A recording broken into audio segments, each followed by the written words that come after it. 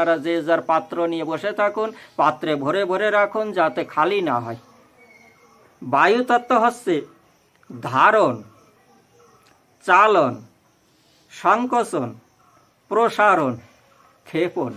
ধারণ করা বায়ুতত্ত্ব। যেমন আপনারা হয়তো মায়েরা বাবারা দেখবেন যে হাত দিয়ে কোনো একটা জিনিস ধরছেন, বেশি সময় ধরে রাখতে পারছেন না, মনে হয় যেন ছুটে যাচ্ছে, হাতে বল নেই, আঙুলে বল নেই। এই যে বায়ুতত্ত্ব।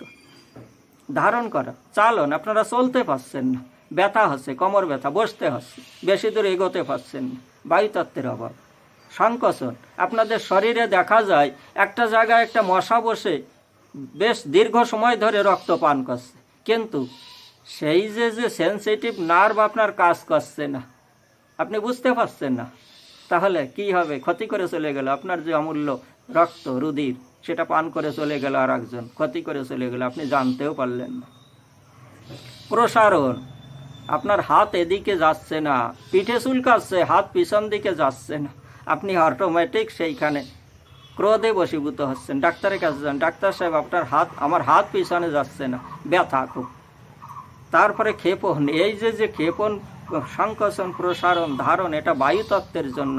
বায়ু, এই মানব দেহে রোগের সৃষ্টি হয় বায়ু, পিত্ত,